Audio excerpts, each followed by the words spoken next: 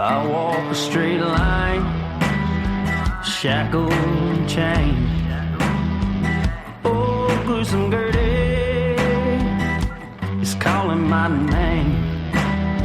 There is no mercy in this penitentiary. Just ask the Hillstring gang, or Angola 3. I'm here for life, I'm here to die. Inside these walls, inside the wire. And when the wolf cries, I know it's over. Oh, bloody Angola. Oh, bloody Angola.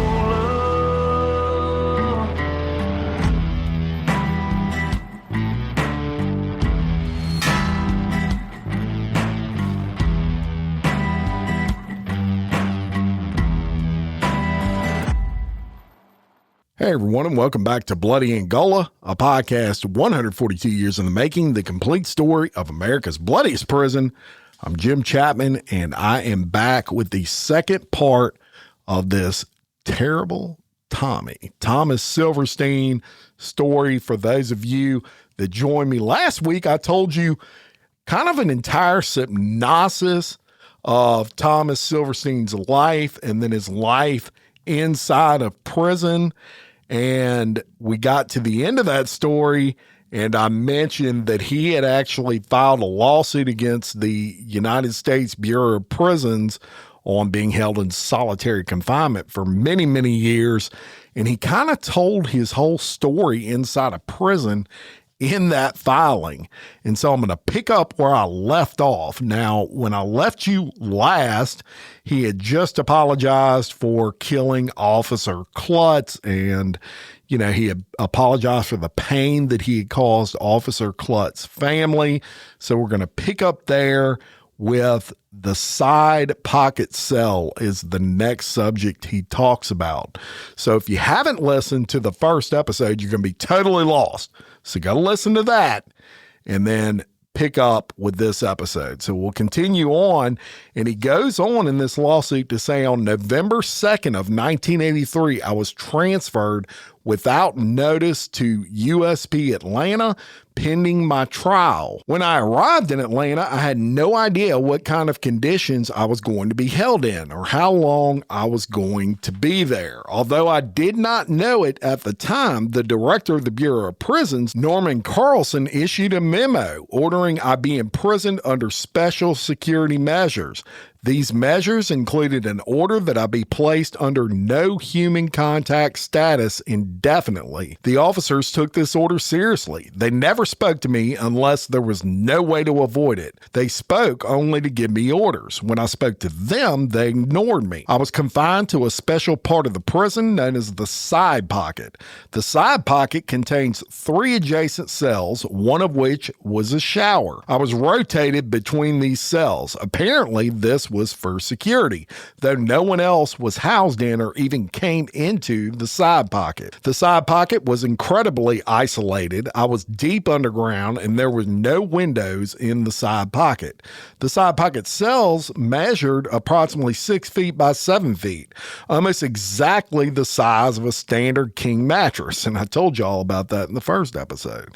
The cell was so small that I could stand in one place and touch both walls simultaneously. The ceiling was so low I could reach up and touch the hot light fixture. My bed took up the length of the cell, and there were no other furniture at all. There was no desk, there was no chair, there was no place to store clothing or anything at all. I could lie down, I could sit on my bed, or I could stand. When lying down, I could easily touch both ends of the cell, one end with my head, the other end with my feet, and the walls were solid steel and painted all white. I was permitted to wear underwear, but I was given no other clothing. Shortly after I arrived, the prison staff began construction on the side pocket cell, adding more bars and other security measures to that cell while I was within it. In order to not be burned by sparks and embers while they welded more iron bars across a cell, I had to lie on my bed and cover myself with a sheet. It's hard to discover the horror I experienced during this construction process. As they built new cell walls around me, it felt as if I was being buried alive. It was terrifying. During my first year in the side pocket cell, I was completely isolated from the outside world and had no way to occupy my time. I was not allowed to have any social visits, telephone privileges, or reading materials except my Bible. I was also not allowed to have a television, radio, or a tape player. I could speak to no one, and there was virtually nothing on which to focus my attention. I was not only isolated, but I was also disoriented in the side pocket. This was exasperated by the fact I wasn't allowed to have a watch or a clock. In addition, the bright artificial lights remained on in my cell constantly, increasing my disorientation and making it difficult to sleep. Not only were there constantly illuminated lights buzzing incessantly, the buzzing noise was maddening, as there often were no other sounds at all. This may sound like a small thing, but it was my entire world. Due to the unchanging bright artificial lights and not having a wristwatch or a clock, I couldn't tell if it were day or night. Frequently, I would fall asleep, and when I would wake up, I would not know if I had slept 5 minutes or 5 hours and would have no idea what day or time of day it was. I told y'all a little about that in the last episode. I tried to measure the passing days by counting the food trays, actually very smart. Without being able to keep track of time, though, sometimes I thought the officers had left me and were not coming back. I thought they were gone for days and I was going to starve. It's likely they were only gone for a few hours, but I had no way to know. I was so disoriented in Atlanta, I felt like I was in an episode of The Twilight Zone. I now know that I was housed there for about 4 years, but I would have believed it was a decade if that's what I was told. It seemed eternal and endless and immeasurable. Throughout my time in Atlanta, I was never fed a hot meal. There were no air conditioning or heating on the side pocket cells. During the summer, the heat was unbearable. I would pour water on the ground and lay naked on the floor in an attempt to cool myself.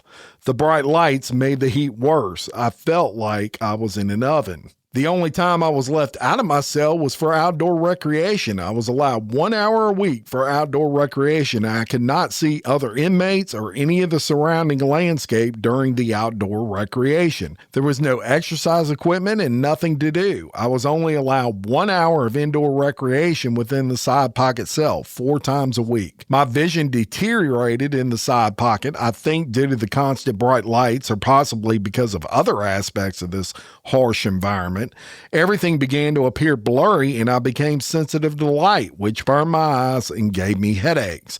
Nearly all of the time, the officers refused to speak to me. Despite this, I heard people who I believed to be officers whispering in my vents, telling me they hated me and calling me names. To this day, I'm not sure if the officers were doing this to me or if I was starting to lose it and these were hallucinations. In the side pocket cell, I lost some ability to distinguish what was real. I dreamt I was in a prison.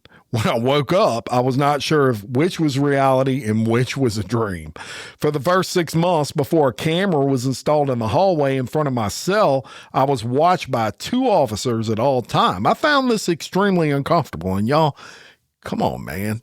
You're in prison here. You've killed 3 people. You're supposed to be uncomfortable.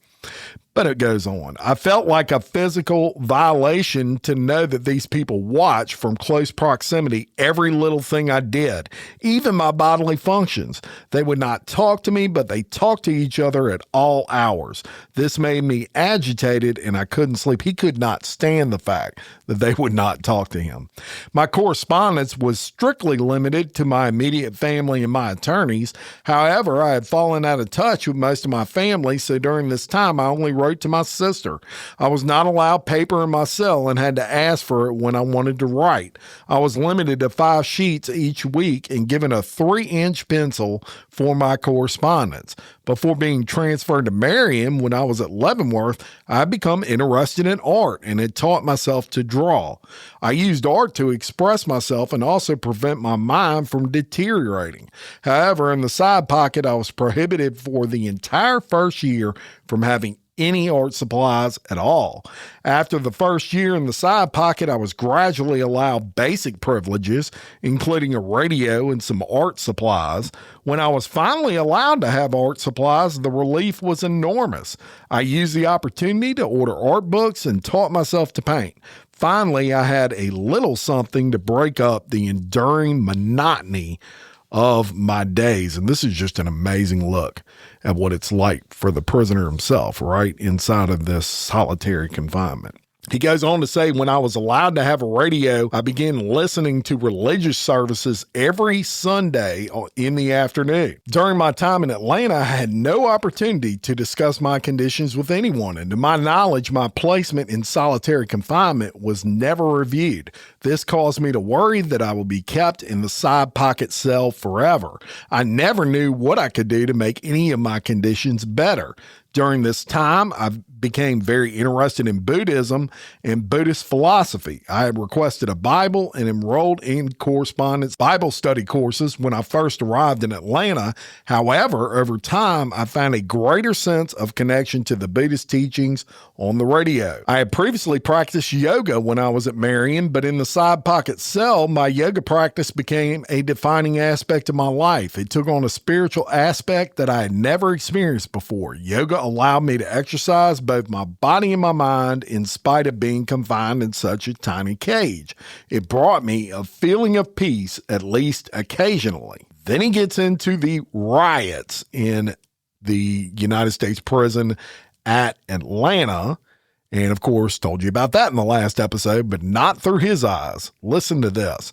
In 1987, Cuban inmates at Atlanta rioted and seized control of the prison, taking prison staff hostage. Because I was isolated in the side pocket cell, I was unaware of the riot until I heard an unusual noise. I had become accustomed to the familiar sounds of the officers' footsteps and keys clanging, but this was different and much louder. I was initially worried for my own safety when I saw the Cuban inmates enter the side pocket area. However, the inmates did not harm me, but released me from the side pocket cell. I was ecstatic to be out of solitary confinement. I freely roamed the yard and slept outside under the stars for the only time in the last 28 years. The riot lasted 7 days, and during that time, I was free to move about the prison and interact with other people. I harmed no one, and it actually lasted 11 days, but he was out for 7 of those. Instead, during the riot, I was in contact with several members of the prison staff and actively protected 2 staff members from harm. When I saw an elderly correctional officer having a heart attack, I persuaded the other rioters to let him out so he could receive medical attention.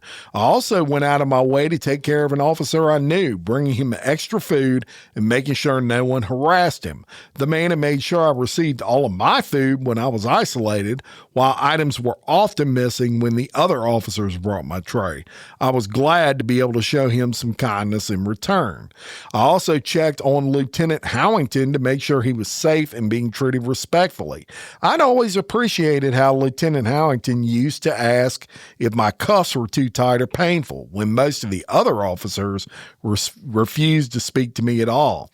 Although I was unaware at this time, I later learned the FBI and Bureau of Prisons negotiated with the Cuban rioters to turn me over as a gesture of goodwill. The Cuban inmates drugged me, seized me, and carried me out of the prison. As they were taking me out, I begged them to kill me so I wouldn't have to return to extreme solitary confinement. The Cubans ignored my pleas and threw my body over the fence where the Bureau of Prison officials were waiting to take control of me.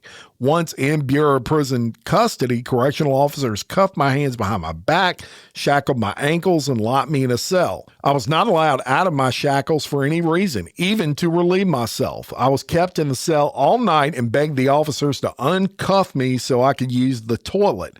The pain of holding my bladder was excruciating. Finally, when I just couldn't hold back any longer and it was clear I was not going to be let out of the cell or unhandcuffed, I voided in my pants. The next day, I was escorted into a van where I was forced to sit in my own urine on a trip to Kansas. I kept asking the officers if I could use the bathroom, and they just replied that I should, quote, hold it, even if they knew this wasn't possible. Throughout the trip, I was never allowed to use the restroom and so was forced to urinate on myself again. I felt like an animal being transported. Being forced to wear the handcuffs and void on myself was degrading and extremely painful. When the handcuffs were finally removed, I had extensive bruising. 2 of my toenails fell off, I think from the lack of circulation. So that was his experience in USP Atlanta. And then he talks about him being transported back to Leavenworth after being released by those Cubans and being put in a basement cell. And it says, when I finally arrived at the new prison, I learned I was at USP Leavenworth. I was not allowed to wash myself until I was placed in a special unit in the basement.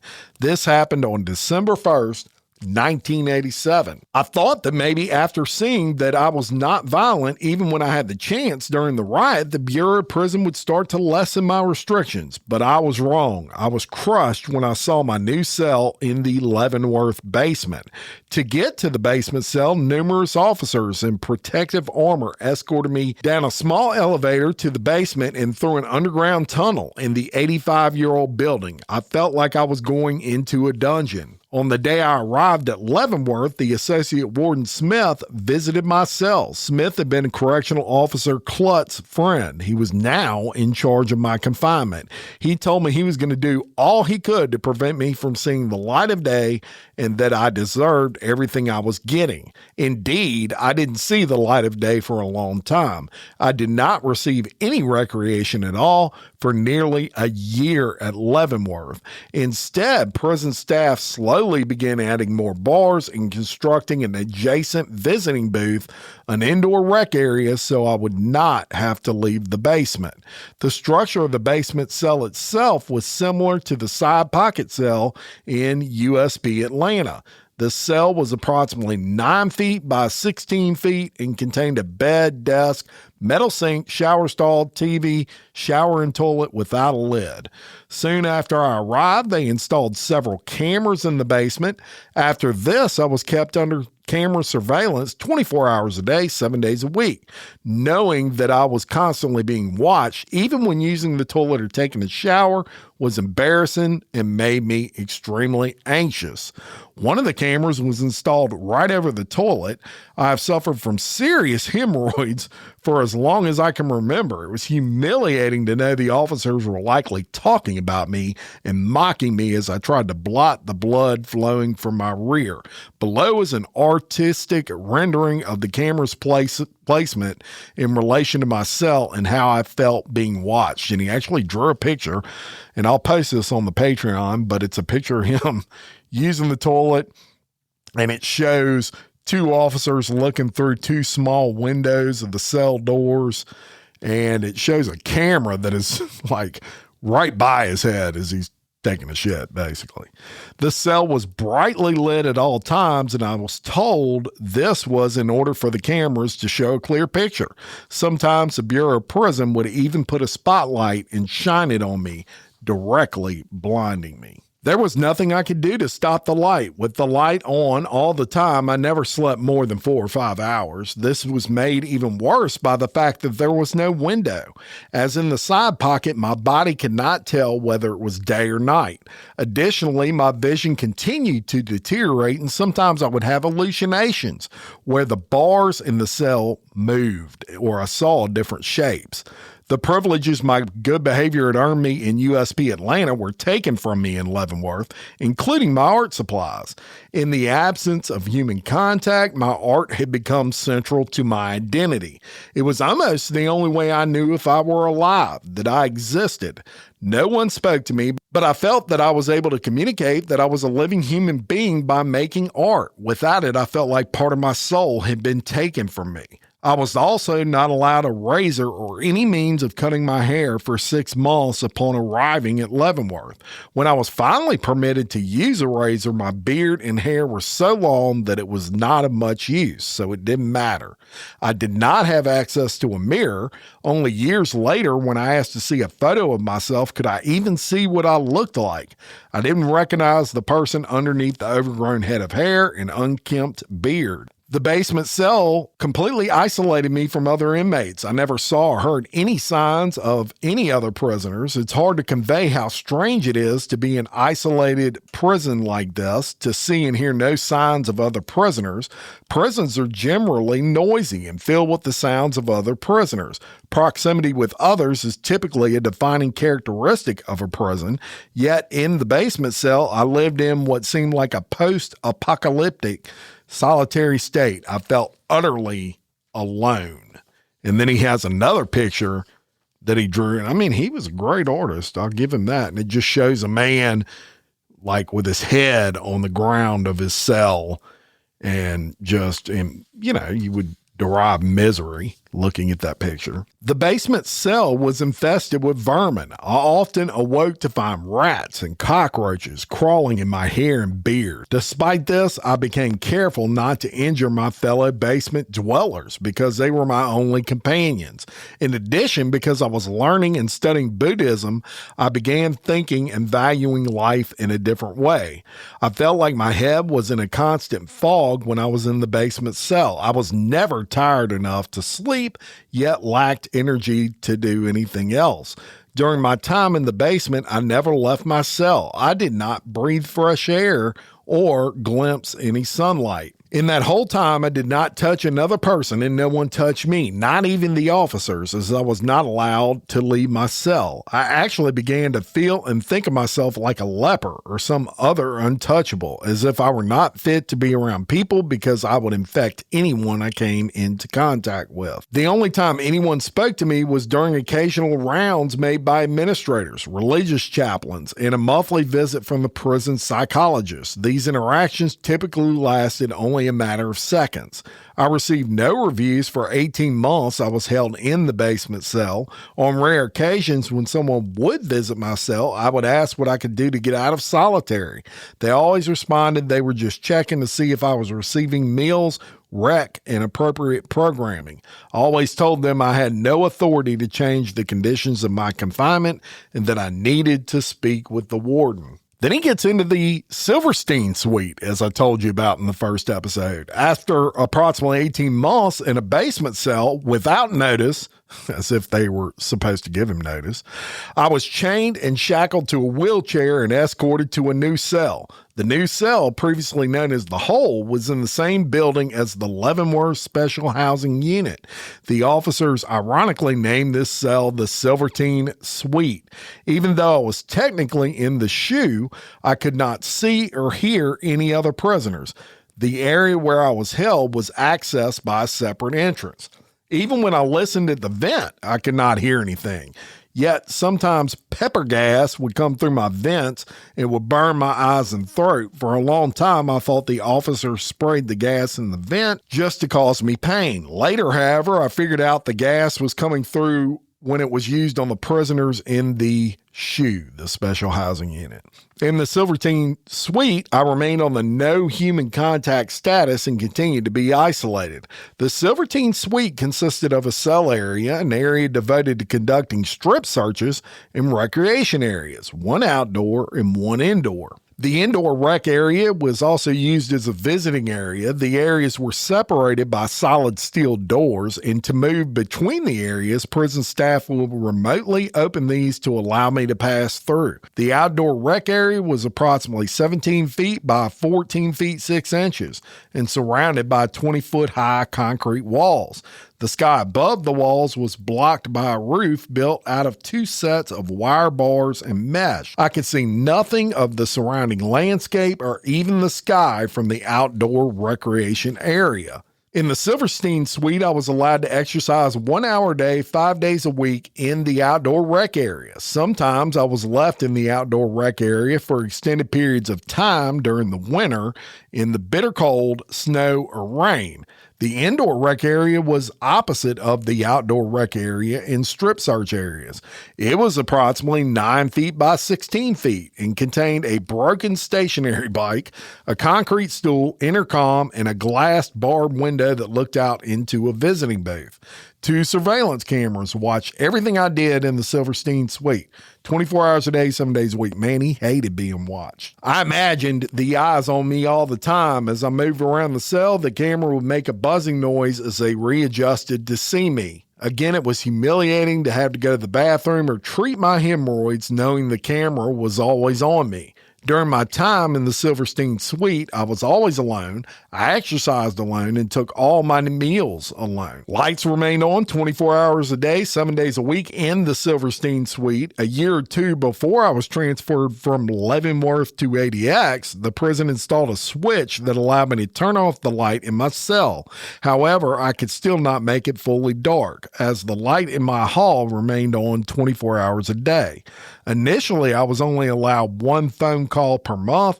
My phone privileges increased over time, and by 2011, I was allowed about 300 minutes per month. Below is a drawing I made while in the Silverstein suite that depicts how I made telephone calls, and it basically shows him, and he's kneeling on the floor kind of in front of the slot in his prison door, and he's on a phone that they had passed through that slot, and it shows, I guess these are 2 correctional officers watching him while he's on the phone. You can tell, man, this guy did not like being watched all the time. Goes on to say, during my time in the Silverstein suite, prison psychology staff conducted, quote, drive-by visits, pausing only briefly at my cell before moving on. When my psychologist, Dr. Denny, came to speak to me, it would generally be just for a few minutes, and these conversations would always happen through a steel door. Often he didn't come at all. I later learned that he conducted his psychological review by watching me on camera that constantly filmed me. I often expressed hopelessness and depression to the psychologist. I desperately tried to explain that my poor emotional state grew directly from my solitary confinement. I told Dr. Denny about how I could not sleep and how I was losing my memory. I asked him to help me, and I asked him to test me. However, Dr. Denny refused to take any action. He told me my feelings and symptoms were normal for someone in these conditions, but I had the impression that he thought he would lose his job if he intervened or recommended that I be removed from solitary confinement. He would tell me, quote, I have a family to feed. Later, when I saw the reports, I discovered he didn't even write down much of what I told him. After numerous failed attempts to get Dr. Denny to help me, I concluded it was pointless to continue, so I stopped talking to most of the psychological staff altogether. It was frustrating to express my vulnerability to someone who would not change his response no matter how I was doing. On rare occasions, about twice a year, I had reviews with people other than Dr. Denny. I saw Miss Ashman more frequently, but definitely not more than a few times every couple months or so. In order to attend these reviews, I was chained to a wheelchair and escorted to the meetings, which were held only a few feet from my cell. During these reviews, I always inquired about what I needed to do to get out of solitary confinement. In response, administrators, including the case manager, the region rep, and the warden, informed me that they were not there to make decisions about my confinement or placement, but simply to see that I was getting meals, recreation, and mail, and discouraged me from continuing to ask questions about my confinement. After many years of these reviews without any change in my conditions, I saw no point in attending, and so I began refusing to attend. At this point, administrators began coming to my cell door to conduct these interviews, which continued to be meaningless for me. During the years I was in the Silverstein suite, I was almost never taken out of my cell. On the rare occasion I was taken out, I was escorted by many correctional officers in riot gear. Below is an artistic rendering of my being taken to the prison hospital for a dental checkup, and it shows him shackled around the waist. He's got handcuffs behind his back. He's shackled on his ankles. And there are like 5 officers in front of him and 5 officers behind him. And it says, escort to prison hospital 100 yards from cell for dental checkup. And it says underneath that, I've left the cell about 4 times in the 18 years and counting. Goes on to say, Buddhism and yoga has helped me deal with my conditions and simultaneously helped me change as a person. I learned that all I can control is my reaction to what happens, and that no matter how hard I try, I can't control other people. Though I still suffer when the Bureau of Prisons failed to move me to less restrictive conditions year after year. Despite my good behavior, I've tried to control my reaction to this inaction. In addition, practicing yoga helps me calm my anxiety and help me to develop a great sense of inner peace. I spent the next 15 years in the Silverstein suite with 2 short stints back in the basement cell when the suite needed to be painted or otherwise maintained. This is a picture I drew in 1994 after 11 days in solitary confinement, and it shows him and he looks like he's naked and he's bowing down in front of the cell door, and he's got his hands raised in the air. Then it gets into ADX, and it says, on July 15th, 2005, without any notice or explanation, man, he apparently pisses this guy off that he doesn't get notice when he's getting moved. I was transferred to the Administrative Maximum Penitentiary in Florence, Colorado. No one ever talked to me about transferring to ADX, so I was unaware this was going to happen until the very morning the transfer took place. The day of my transfer, I awoke at 5 in the morning to a bunch of officers in full protective gear outside of my cell. I figured out quickly this meant I was going to move. I was taken to a van where I was shuffled from one cage to the next. The entire way, I was hoping this transfer meant change for the better. I soon realized it was not. When we arrived at ADX, I was immediately taken to the hospital and x-rayed. I was then hustled through long, sterile corridors with floors that gleamed. We passed through door after door until finally arriving at Range 13. Range 13 is located on Z Unit, which is part of the SHU at ADX.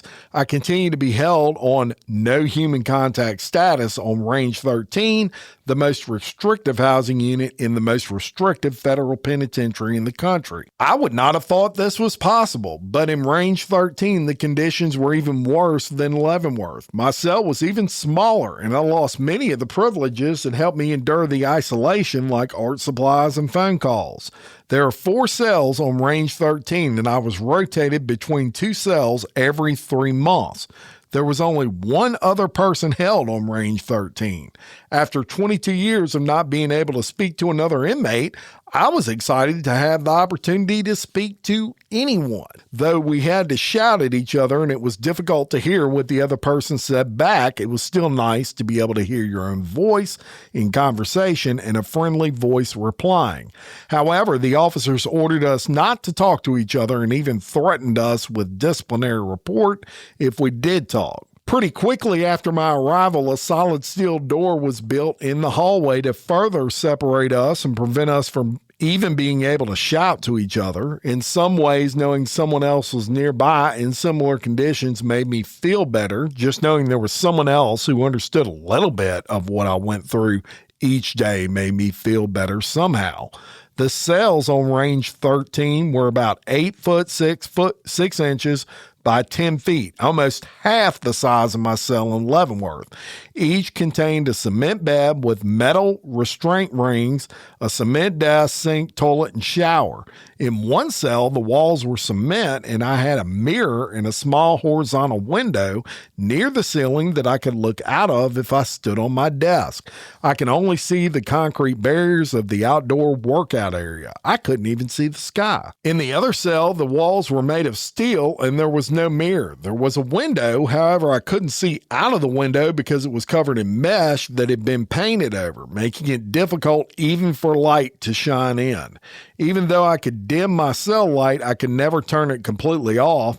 In addition, the lights in the sally ports of both cells were on 24 hours a day. I was still continuously monitored by video surveillance cameras. Being watched all the time made me feel like I lived in a petri dish, like I'm a bacteria under the BOP's microscope. That's the Bureau of Prisons. I used to be extremely apprehensive whenever I heard the officers thrust the grill gate key into the lock to enter range 13. The noise from unlocking the gate isn't very loud, but I have become extremely sensitive to noises. Many of the privileges that I had been given over time at Leavenworth were denied at ADX. For example, my phone time was decreased from 300 minutes a month to 2 15-minute phone calls per month, and I was no longer allowed to send art to many people who I had corresponded with by mail. I was not given any explanation for why my limited ability to communicate with people was being further restricted. I was also deprived of all my art supplies except a pencil and paper. I take my art very serious, and being an artist is what defines me, so it was extremely difficult to find myself suddenly without art supplies. I felt as if a significant piece of me went missing. In December of 2007, after almost 2.5 years, a very limited amount of art supplies were returned to me, for which I am very thankful. However, even to this day, I am limited to only 6 watercolors, and I'm not allowed any other type of paint, which I had access to at Leavenworth. On range 13, I was allowed to use one of 2 outdoor rec areas, which were connected to the cells via remote operated doors. The outdoor rec area was a concrete pit surrounded by high, featureless walls on all sides. It felt like being inside of a deep, empty swimming pool. I couldn't see any of the mountains, even though I knew they had to be close by. I also couldn't see a single tree, a blade of grass, or any sign of nature. I was also allowed to use an indoor rec area, which was connected to the cells via remote operated doors. I generally received 1 hour of rec time 5 days a week. The recreation area was so small that I could walk no more than 10 steps in either direction and 30 steps in a circle. There was no equipment in the rec area. During the time I was confined at range 13, I ate every meal alone in my cell and exercised by myself.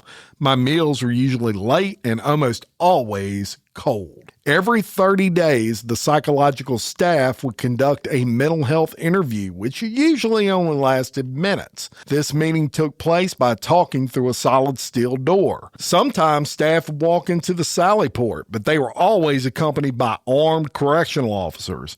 These meetings did not last more than a few minutes. The psychology staff would ask me how I was feeling, and I would try to answer honestly, but it seemed like they were not really listening and just waiting for a few minutes to pass before they could leave. While I was on range 13, I left my cell for only infrequent haircuts and semi-annual reviews. When I was taken out of my cell, I was subject to invasive strip searches and handcuffed and shackled to a black box suspended by chains around my waist. My ankles were also shackled. Every time I was escorted by at least 3 officers. I hated having my hair cut because it meant someone would be standing behind me, touching me. Even though these only lasted 10 minutes, it made me so anxious I would start to shake uncontrollably. Getting my hair cut still affects me to this day. As much as I am happy to be out of my cell, even to walk somewhere in the prison for a haircut, the shackles injure my hands. The black box in particular prevents movement by cutting into my wrist, and I sometimes request to see medical staff because of my wrist and they're bleeding following these trips. When I returned to my cell on range 13, I was once again strip searched. These invasive, humiliating strip searches and infrequent haircuts were the only physical human contact I had on range 13. In 2006, I began receiving semi-annual reviews of Warden Wiley, the NCR director and CPD assistant. I never received notice of these reviews, so I've never had an opportunity to prepare arguments or evidence. I never knew what kind of criteria was going to be used to evaluate me or even if there were any standards used. I repeatedly asked what I needed to do to be moved out of Range 13. In response, I was just told to, quote, keep doing what you're doing. These reviews only lasted a few minutes, just long enough for them to ask me a few questions. These reviews were held in person. However, the reviewers still always told me they couldn't move me, but were checking on me. Then he gets into what's known as the ADX-D unit. And he says, on April 7th of 2008, without notice, I was moved to the D unit where I'm currently housed. I truly believe I was moved to the D unit not because of these reviews, but because I filed a lawsuit challenging my conditions of confinement. The BOP describes D unit as a general population unit. However, at ADX, prisoners in general population still live in isolation. Like all prisoners at ADX, except for those in the step-down program, I'm confined in a cell that is bright all the time since the light in the hallways never go off, surrounded by walls on four sides almost all the time, including showers and meals. From my cell, I cannot see or talk to another person, although I can communicate a little by yelling through the vents. I never see another inmate face to face without a barrier of some kind separating us. When I was first transferred to D unit, I was placed on a range where there were no other prisoners. I was the only prisoner on the range for several months. In D unit, I was surprised at how noisy everything seemed. After spending decades in silence, without hearing a normal day-to-day activity of other people, the sound of a toilet flushing or a shower running seemed so loud and always caught me by surprise. Even though I have earplugs, daily life still feels very loud and overwhelming sometimes. I have trouble sleeping when I can hear others around me. After years of being by myself, the smallest sounds can be distressing and keep me up at night. It is spooky how isolated you can be while still being in such close physical proximity to someone. I know there are other men nearby on my range, I just can't see them. Although I prefer to have people in physical proximity to me rather than being geographically isolated, as I have been in the past, it can be disturbing to be subjected to yelling or screaming of the prisoners who are mentally ill. It is hard to concentrate or sleep when mentally ill inmates are placed in the same range, and sometimes it's hard to even hear myself think because people yell, scream, or act out both sides of a conversation in a cell, basically talking to themselves. For the first few months in D unit, I was only allowed indoor rec on a specific range that no other prisoners use, so I could not see or hear other prisoners even during recreation.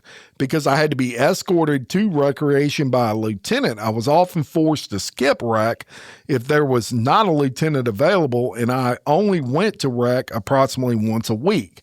My cell is approximately 87 square feet and contained a concrete bed, desk, shower, sink, and toilet. My cell is separated from the hallway by two doors, one of which is solid steel. There's very little natural light in my cell. I'm usually confined to my cell for 22 hours a day, 5 days a week, and 24 hours a day the other 2 days a week. I take all of my meals alone in my cell. I'm supposed to have an outside rec 2 or 3 times a week. Outside recreation on the D unit takes place in a small metal cage at the bottom of a poured concrete pit. Inside the cages, there's not enough room to take more than a few steps in any direction. There is no recreation equipment in the cages, and I'm not allowed to bring anything with me to rec. My telephone privileges remain limited to 2 15-minute calls per month, even after the move to D unit. From the time I was first moved to D unit until January 2009, 2 correctional officers and a lieutenant escorted me from my cell. Now only 2 correctional officers escort me. When I was first moved to D unit, I was only allowed social and legal visits on Monday, Tuesdays, and Wednesdays, and only when there were no other prisoners in the visiting booths. I'm now allowed to have social and legal visits on Tuesdays, Fridays, Saturdays, and Sundays. However, it's difficult for my family to travel to Colorado, and therefore I only had 2 social visits in 5.5 years since being transferred to ADX. My interactions with staff are minimal and are devoid of any personal connection. Recently, I started keeping a journal detailing who I see and talk to during the day. For the month of December, I recorded each and every contact I had with staff members at the ADX. I logged who I spoke to and what the conversation was about. I used a watch to note the number of seconds each interaction lasted and recorded this information promptly into a log. A true and correct copy of the logs is attached in this declaration. Even during my 6-month program reviews, I did not spend much time interacting with staff. I never know when the program reviews are going to happen, and the forms for my team reviews are already filled in and dated by the time I see them. It feels like I don't even get a chance to try and prove I'm a different person. My past just fills my future. My involvement in the reviews is usually just my presence and the time it takes me to sign the forms. However, it's not uncommon for prison staff to slide my program review form under my door when I'm at rec and expect me to sign them without speaking to me at all. Sometimes I ask questions, but no one has ever had the answer and nothing is really ever explained to me. When my case manager brings me the papers to sign, she always tells me the same thing, that she is not part of the committee that decides if I leave or stay. She only determines whether I'm eligible for consideration by the committee, and I need to talk to someone else about my problems with my conditions of confinement. We usually just talk about what television shows I need to watch for my programming. When I was transferred to D Unit, I felt hopeful about progressing through the step-down program. However, I'm never told what I must do to move forward, and even though I am eligible for entry into the program, I'm always denied. I request more information and always appeal my denials into the step-down program. Reading the step-down program denials is frustrating because they are vague and never really explain what I should be doing differently. I would appreciate more guidance about what I need to do to mitigate my crimes of placement or prove my good behavior isn't merely because of the security measures that are imposed on me. Sometimes I am told the Bureau of Prisons needs more time to assess my behavior, but after 22 years of clean time, how much more time do they need? I'm not allowed to be present when the step-down committee reviews me, and I'm not allowed to submit any evidence or testimony about why I should be allowed to enter the program or rebut any incorrect evidence that the committee may be relying on. Every denial feels like I just have run a marathon and been told to run it all over again. And again, it is 1 step forward and 2 steps back. I always fill out an administrative remedy request, but it doesn't really ever do me any good because no changes ever come from it. Everything is just approved and endorsed from above. My eligibility for the step-down program is not in doubt. I have over 22 years of incident-free behavior to my credit, including more than a year of clear conduct in D Unit. Additionally, I continue to meet and exceed programming recommendations made by my unit team, demonstrate positive institutional adjustment, and maintain appropriate interactions with staff. I also hope to receive an orderly position. I feel like that becoming an orderly would give me a sense of purpose and responsibility, as well as allow me to prove to the Bureau of Prisons I am no longer a violent person and provide the opportunity to earn a small income. And then he gets into his reflection on 28 years of solitary. And he says, except for a single week during the Atlanta prison riot, I have lived continuously in solitary confinement for the past 28 years. Other than infrequent haircuts, strip searches, and medical examinations, the only physical human contact I have experienced in the past 28 years is when the Bureau of Prisons officers handcuff me and escort me. For 28 years, I've been isolated from other inmates. On rare occasion, I've been able to communicate with my peers by yelling through prison walls. For 35 years, my visitor list has been restricted to family members and people I know before I was incarcerated.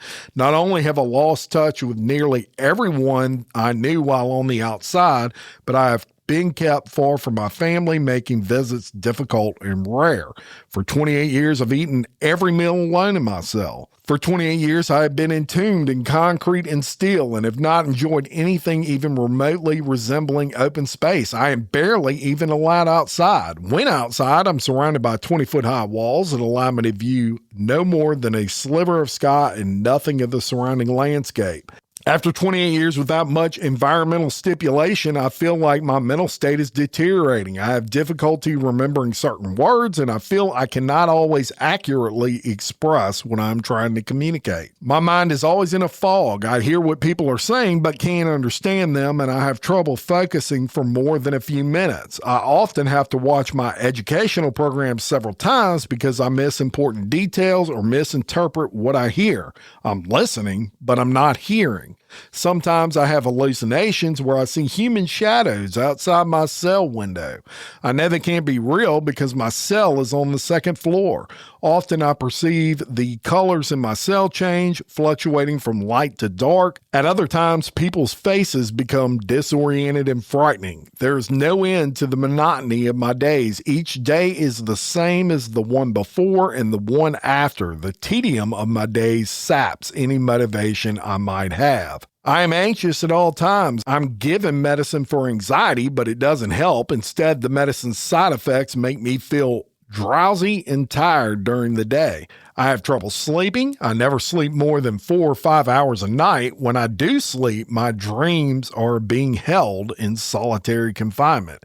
28 years of solitary has also taken a physical toll on me. I often have trouble breathing, which may be related to anxiety. My eyesight is worsening and I'm having trouble getting to the eye doctor. I also think my muscles are beginning to atrophy. I receive a little rec 5 days a week, but other than that, I spend the rest of my day laying in bed or sitting at my desk. There is not too much space for movement at all in my cell. I have hepatitis C, which I have been told for over a year that I qualify for treatment, but I'm still waiting to receive it. When I ask why I didn't receive it, I'm informed that there's a very long wait list. I have painful hemorrhoids that bleed frequently. I often can't sit down because of the pain and blood. I've tried to alter my diet and use other methods of treatment. I was told by the surgeon that I am candidate for hemorrhoid surgery, which would prevent me from suffering future harm, including pain, humiliation, and bleeding. However, ADX informed me that I was denied this surgery. No reason for the denial was given. I filed a complaint about this, and in response, I was told that I didn't need the surgery and could speak to the doctor's assistant about using creams and suppositories, the same ineffective treatments I've been using for years. The experience of being utterly alone in a tiny cell for 3 decades has caused me emotional despair and caused me to deteriorate physically as well. Though I know that I want to live and have always been a survivor, I have often wished for death. I know, though, that I don't want to die. What I want is a life in prison that I can fill with some meaning. I've changed so much in behavior and outlook from the person I was 28 years ago. I have no interest in violence. I have devoted the past 26 years to Buddhism. I've been a vegetarian for many years now for both health and spiritual reasons. I receive letters sometimes from people telling me I'm a monster. They think because of what I did that I don't have any emotions or feelings. I can see why they think that, but it's not true. I feel very deeply about the terrible pain that I have caused to others. I hate what I did, and I hate forever being defined by those actions. As horrible as my actions were, and as awful as their consequences are, I am still a human being. I am not just a killer. I'm a father, a brother, and a friend. I try to find meaning in my life and to be of value to others. I have developed my artistic talent as a constructive means of self-expression. Creating art enhances my feelings that my life has values. My efforts also give me an appreciation for the work of others. When you work hard for something, you value it, and it helps you to value and appreciate the things that others work hard for. It fills me with despair that after 28 years of meeting their expectations and complying with the rules, the Bureau of Prisons is still unwilling to recognize any of the changes I've accomplished in myself and gives me no further opportunities to show that I am not who they think I am. For 28 years, I've been model prisoner. I've done everything the Bureau of Prisons has asked of me, yet I am repeatedly denied an orderly position and placement in the step-down program. Getting out of solitary confinement will relieve the relentless and crushing strain that has worn away at my mind, my body, and my spirit for 28 years. After 28 years of solitary, including over 22 years of clear conduct, I hope for, and I think I deserve, a chance to progress to the step down program, even though he murdered 3 people in prison. And he declared that under penalty of perjury that it was true and correct, signed by Thomas Silverstein, and that was dated 2/4 of 2011, and that was a mouthful. But you know, I personally feel like that's one of the most interesting looks that I've seen as far as what it's like actually in these maximum security prisons. So if nothing else, it was very well written. And what was the result of that back in 2011? Well, he got denied. The lawsuit got completely dismissed, and Thomas Silverstein went on living his life how he was living it. He actually died on May 11th, 2019. He was 67 years old. He was still incarcerated at ADX Florence Supermax Prison in Colorado, and he died of a heart issue. He was having heart problems. He was actually not at ADX when he died. They were getting him some sort of surgery, heart surgery of some sort. And I'm assuming he died on the table or shortly after the surgery, but he did die May 11th of 2019. And that is the story of what some consider the most dangerous prisoner in American history, behind prison walls anyway. And that is terrible Thomas Silverstein. I hope you enjoyed this 2-part episode. I'll be back soon with another episode of Bloody Angola, a podcast 142 years in the making, the complete story of America's bloodiest prison. Peace.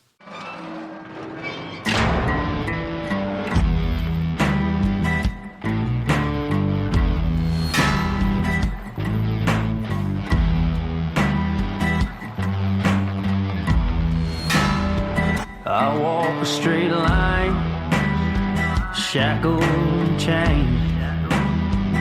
Oh, gruesome Gertie is calling my name. There is no mercy in this penitentiary. Just ask the Hillstring gang, Rango